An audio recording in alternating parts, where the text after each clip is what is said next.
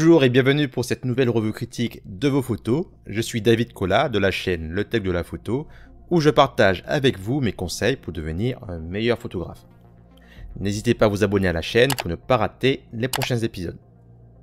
Alors, lors de cette revue critique, j'analyse vos photos et je vous fais part des remarques sur la technique, la créativité et comment améliorer vos photos.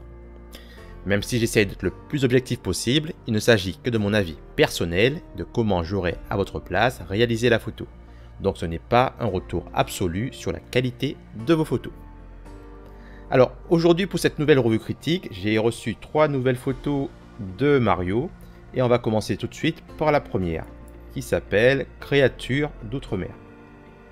Alors c'est une photo qui a été réalisée a priori en longue exposition avec une source lumineuse qui me fait penser un peu à mes projets d'idées créatives de photos à la maison. Vous pourrez d'ailleurs regarder la vidéo que je vous mettrai dans la description. Et ici, je dirais c'est assez bien réalisé, puisqu'on a une belle lueur de lumière qui a été prise, certainement avec un mouvement de la lumière au-dessus de l'objectif. Si on regarde les exifs, donc voilà, ça confirme bien que c'est bien une longue exposition, puisqu'on a une vitesse d'obturation de 30 secondes avec une ouverture de f13, donc pour avoir suffisamment de traits lumineux, je dirais net. Alors qu'est-ce qui pourrait être amélioré dans cette photo? Elle est vraiment très intéressante. Il y a de la dynamique. Peut-être que j'aurais recadré un peu moins serré. Pour donner un peu plus d'espace. Donc peut-être un recadrage un peu plus grand de la photo. Avec, on peut rajouter, on peut étendre le fond en arrière-plan. Comme ceci. Hop, alors, qu'est-ce que j'ai fait? J'ai fait une bêtise.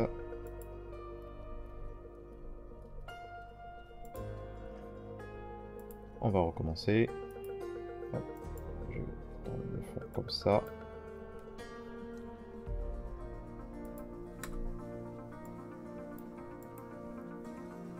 On va le mettre en arrière et on va agrandir.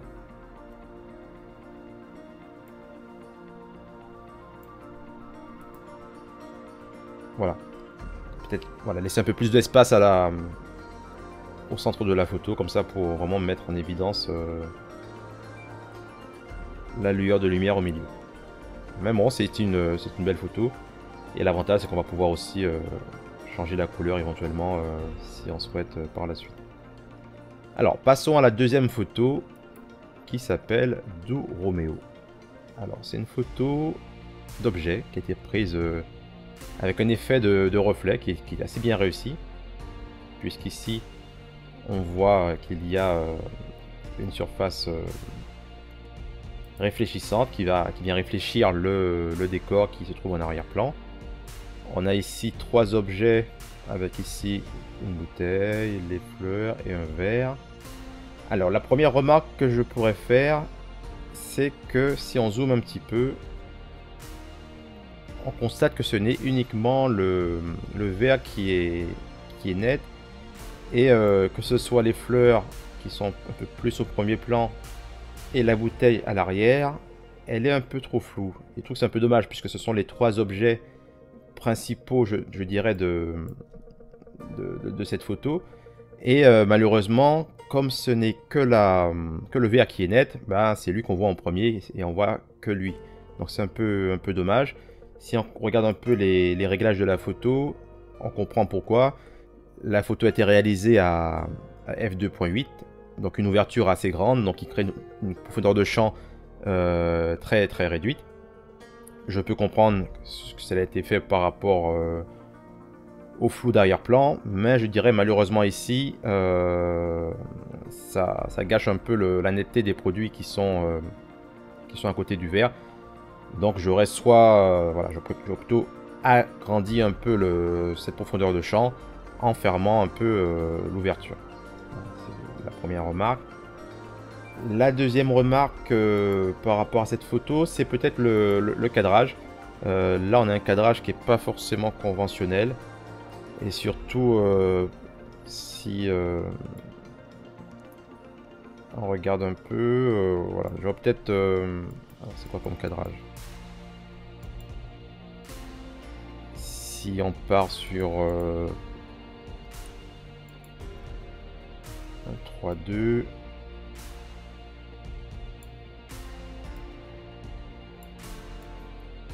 Voilà, pour peut-être mettre les objets principaux sur une ligne de force avec la règle des tiers. Ça aurait sûrement donné un meilleur cadrage. Donc on va essayer de voir ce qu'on peut faire éventuellement ici.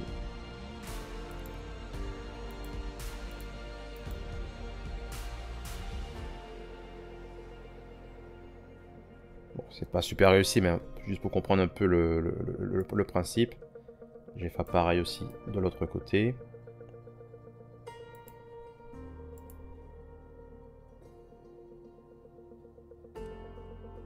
Histoire voilà, de donner un peu plus d'espace à la photo. Voilà, je trouve que c'est un peu plus intéressant avec un cadrage de cette façon-là. Et pour moi, par rapport au produit principal, ça reste quand même la bouteille plutôt que le verre. Et donc voilà, il a fallu que ce soit lui qui soit vraiment mis en évidence sur cette photo.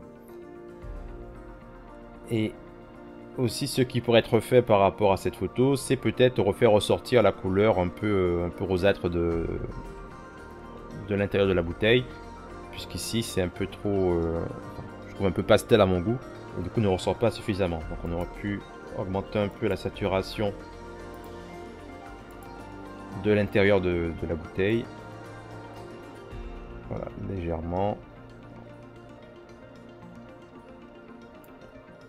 On va l'appliquer uniquement sur la bouteille.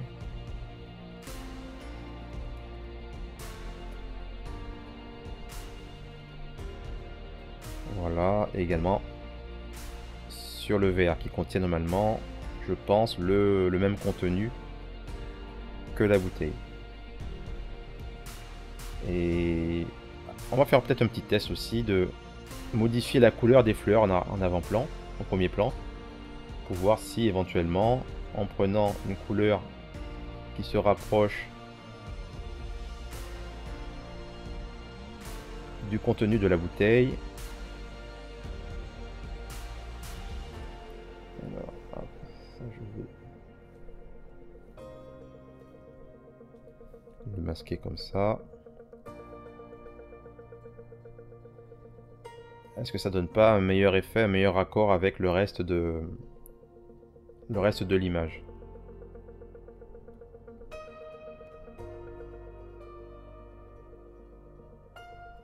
Après, si voilà, c'est juste un avis personnel, hein, je trouve que c'est plus intéressant de prendre des couleurs qui vont bien s'associer avec le reste de la bouteille, plutôt qu'avoir une couleur qui est trop, je dirais, trop contrastée par rapport à celle déjà présente sur la photo. Voilà, donc si on compare avant et après, voilà, ça peut être plus intéressant comme ça avec le produit qui est plus visible puisqu'on a augmenté la saturation du contenu. Voilà. Sinon ça reste une photo intéressante avec ce jeu de réflexion voilà, qui est intéressant à regarder. Alors maintenant la troisième photo qui s'appelle Restauration rapide. Donc là c'est une photo de type animalière où on voit un ensemble de... Alors je sais pas exactement qu'est-ce que c'est comme animal, si c'est des canards ou d'autres types d'oiseaux, mais qui sont en pleine chasse puisqu'il y en a un qui semble avoir attrapé un poisson.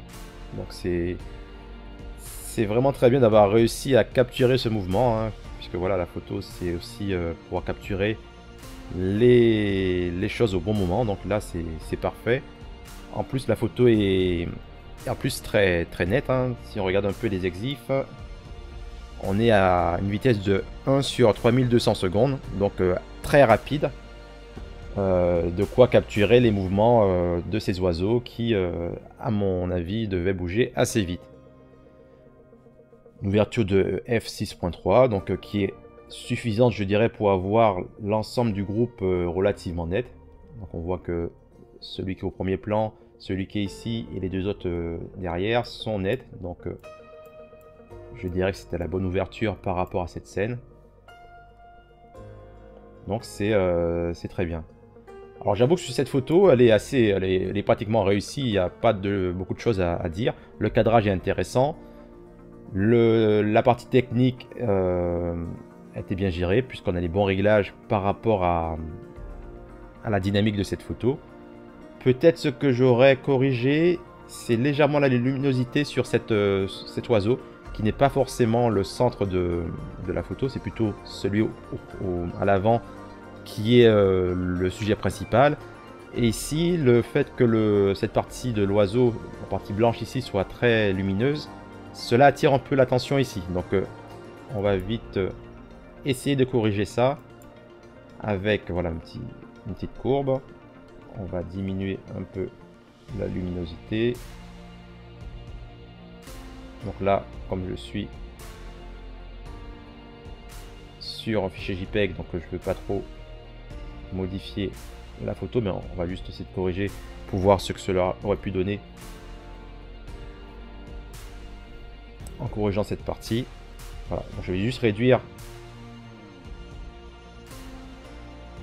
la luminosité sur le corps de l'oiseau qui est derrière pour simplement rediriger l'attention sur celui qui est au premier plan. Donc on va essayer de faire aussi l'inverse.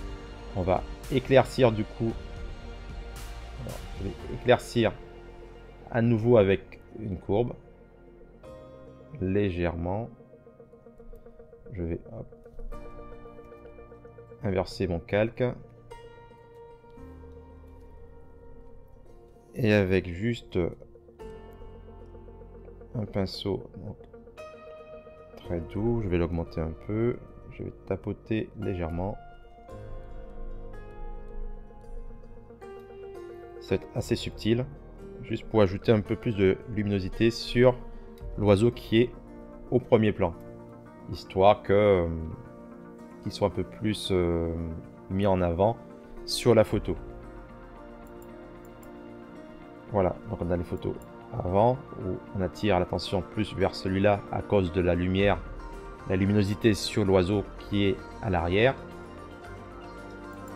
Et ici, on a réduit un peu la luminosité à l'arrière et ajouté un peu de luminosité à l'avant pour justement mettre l'accent sur l'oiseau qui est à l'avant. Voilà, en tout cas, c'est quand même une photo très réussie, il n'y a pas grand chose à dire, hein. Le cadrage est intéressant puisqu'il montre la dynamique de mouvement des oiseaux, hein, donc sur un plan horizontal.